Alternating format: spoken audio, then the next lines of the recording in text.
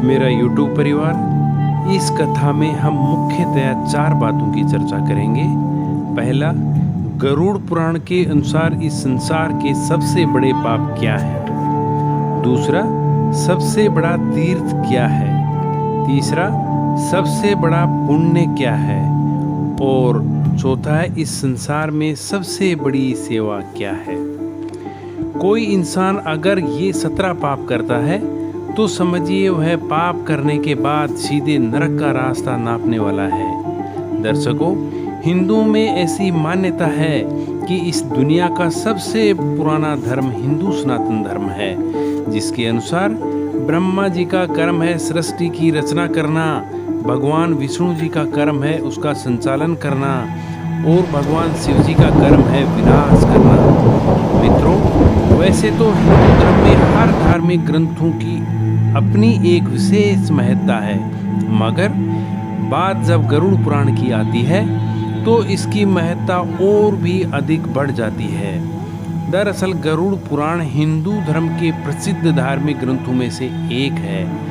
वैष्णव संप्रदाय से संबंधित गरुड़ पुराण सनातन धर्म में मृत्यु के बाद सद्गति प्रदान करने वाला माना जाता है। इसलिए सनातन हिंदू धर्म में मृत्यु के बाद गरुड़ पुराण के सुनने का प्रावधान है।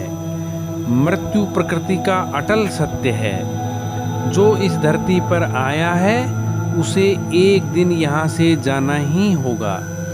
गरुड़ पुराण के अनुसार हमारे कर्मों का फल हमें हमारे जीवन में तो मिलता ही है, परंतु करने के बाद भी कर्मों का अच्छा बुरा फल मिलता है, क्योंकि गरुड़ पुराण में स्वर्ग और नरक का वर्णन मिलता है। इसलिए कोई इंसान अगर 17 पाप करता है तो ये पाप इंसान को नरक की ओर ले जाते हैं।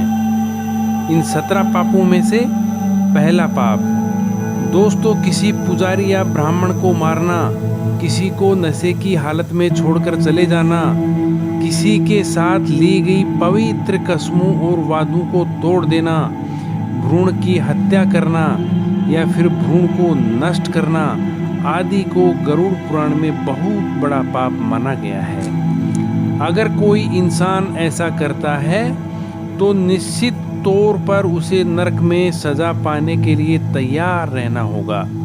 दूसरा, किसी महिला की हत्या करना, महिला को प्रताड़ित करना, मूक दर्शक की तरह आंखों के सामने किसी की इज्जत लूटने हुए देखना या फिर किसी गर्भवती महिला को मारना पीटना आदि आपको नरक में पहुंचने के लिए काफी है। तीसरा, किसी के विश्वास को धोखा देना और किसी की हत्या करने के लिए हथियार के रूप में जहर का इस्तेमाल करना भी घोर पाप है और इसका रास्ता सीधे नरक की ओर जाता है। चौथा, पवित्र स्थलों को हेय दृष्टि से देखना, अच्छे लोगों को धोखा देना, साथ ही उसकी बेइज्जती करना और गाली देना या फिर किसी धर्म, पुराण, वेद या फिर किसी मीमांसा का अपमान करना आदि भी नरक में ही जाने के संकेत होते हैं।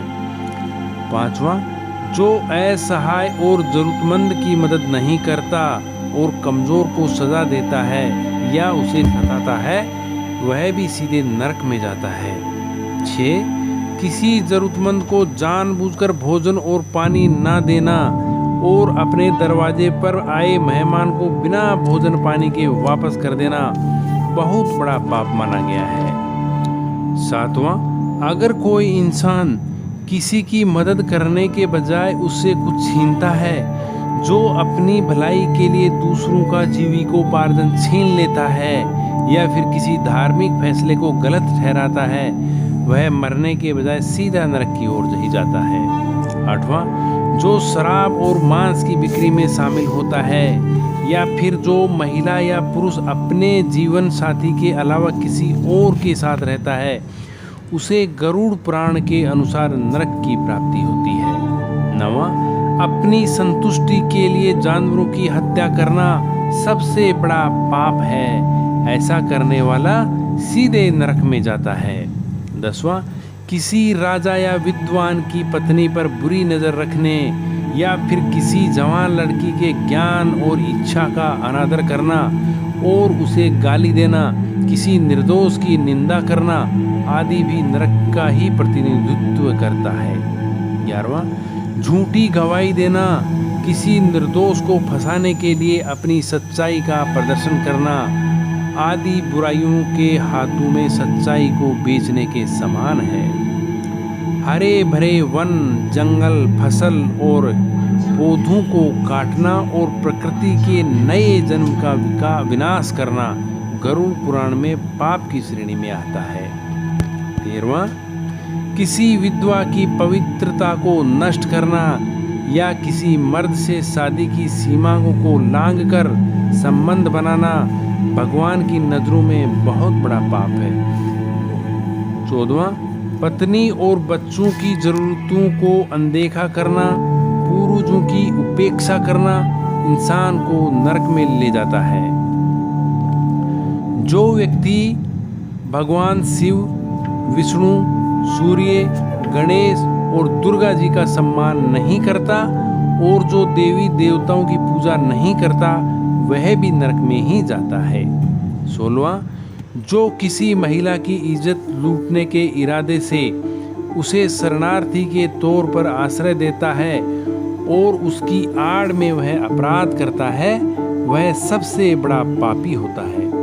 17वां, जो पवित्र आग, पवित्र पानी, बगीचे या गौशाला में मलमूत्र का त्याग करता है इसे बहुत बड़ा पाप माना गया है और ऐसे व्यक्ति को स्वयं यमराज सजा देते हैं और उसे नरक में भेज देते हैं। दर्शकों, आइए अब हम जानते हैं कि इस दुनिया का सबसे बड़ा तीर्थ स्थल क्या है। तो हम आपको बता दें कि जहां लोग परिक्रमा, पूजा पाठ, स्नान, मुंडन आदि कार्यों के लिए जाते हैं, हम सभी जानते हैं कि उस पवित्र स्थल को तीर्थ स्थल कहते हैं।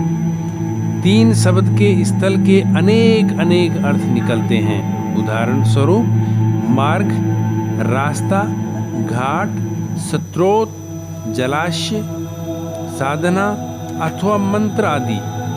तीर्थ से तात्पर्य पुण्य कार्य करने के लिए अर्पित स्थान विशेष से भी है, जो प्राय किसी पवित्र नदी या सरोवर के किनारे बना हो।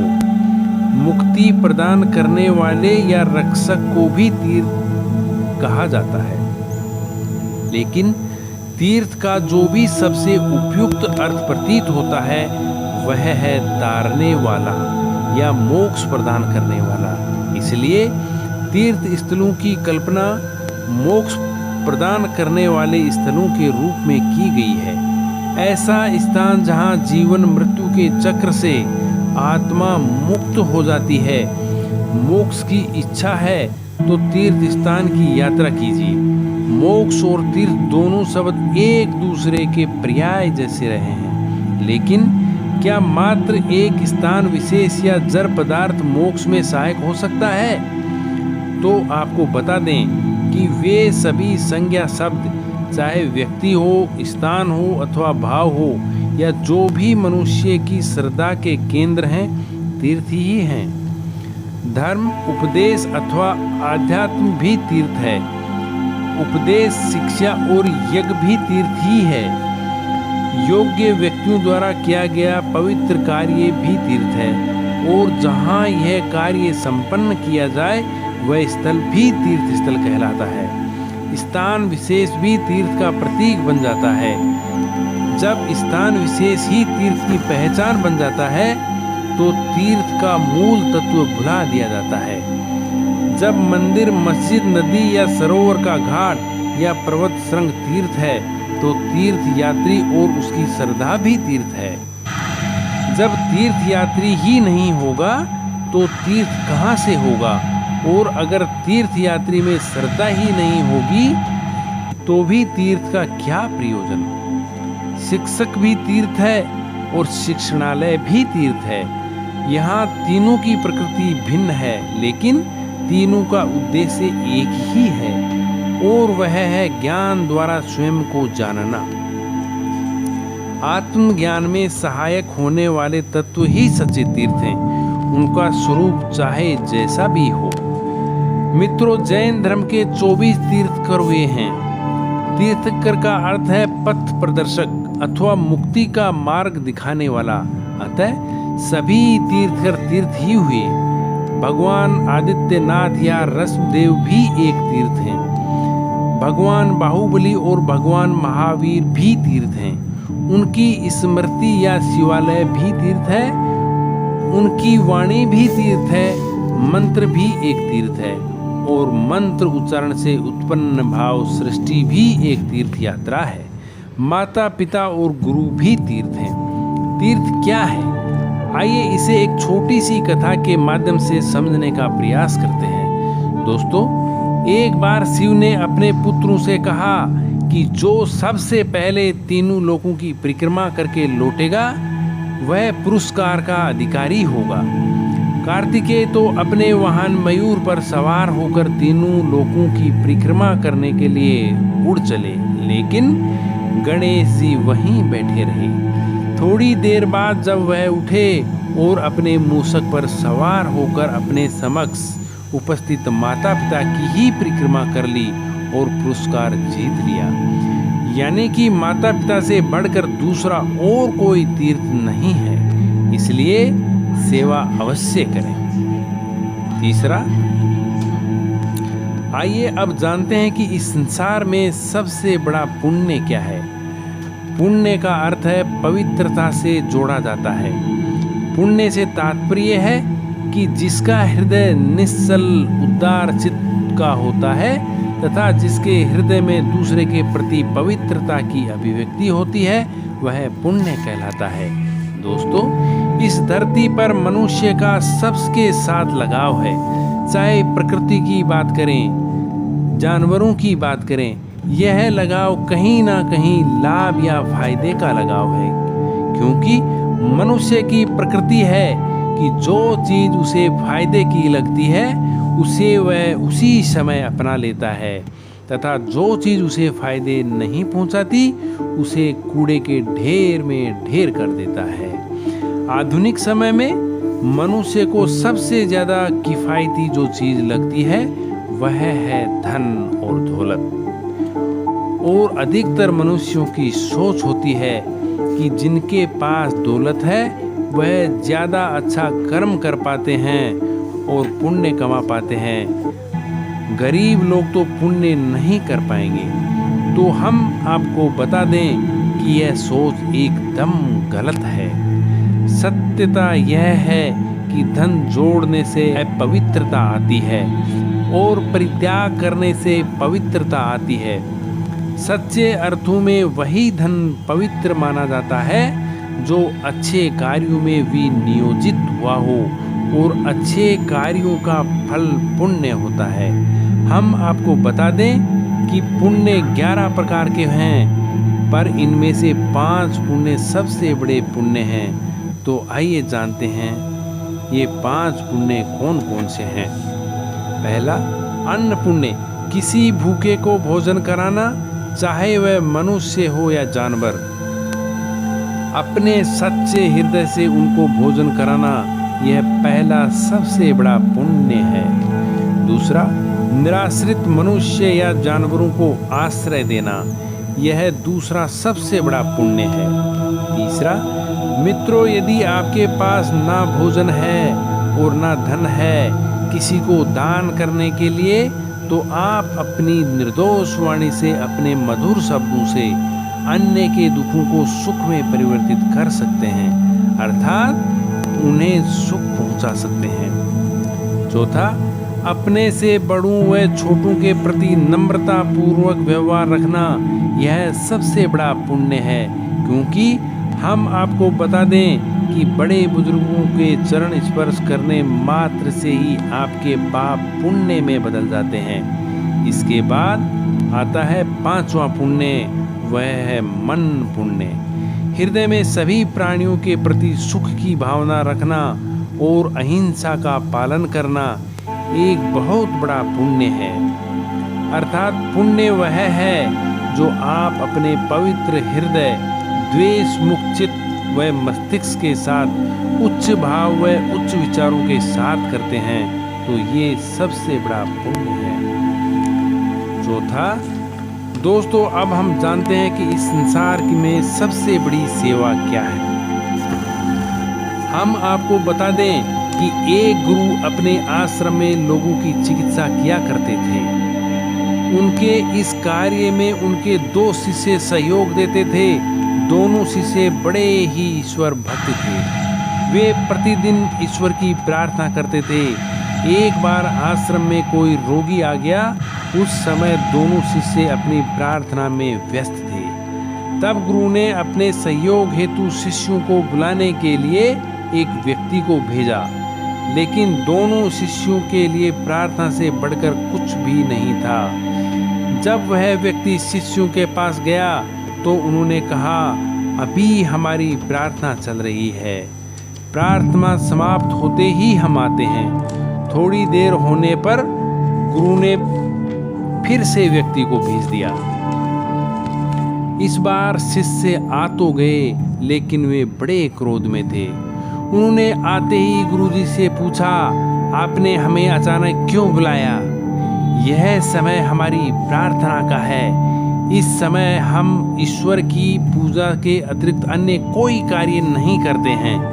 तब उस गुरु ने उस रोगी की ओर इशारा करते हुए कहा, मैंने इस व्यक्ति की सेवा के लिए तुम्हें बुलाया है पुत्र। देवता तो किसी भी समय प्रार्थना स्वीकार कर लेते हैं, लेकिन सेवा करने का समय कभी कभी ही आता है। सेवा प्रार्थना से ऊंची है, क्योंकि देवता भी यदि किसी की सेवा करना चाहें तो वे नहीं कर सकते। उन्हें भी सेवा करने के लिए मनुष्य का शरीर धारण करना पड़ेगा। जो मनुष्य सेवा करता है उसकी अल्प समय की प्रार्थना को भी देवता स्वीकार कर लेते हैं। मित्रों, गुरु की बात को समझकर शिष्य अपने किए हुए पर लज्जित हो जाते हैं और उस दिन से प्रार्थना से अधिक महत्व सेवा को देने लग जाते हैं। वे समझ चुके थे कि देवताओं की प्रार्थना करना मनुष्य का आध्यात्मिक कर्तव्य है, लेकिन प्रार्थना के कारण किसी को पीड़ा हो तो देवता भी उस प्रार्थना को अस्वीकार कर देते हैं। प्रार्थना भी उसी व्यक्ति की स्वीकार की जाती है जो सेवाभावी हो। Thank you.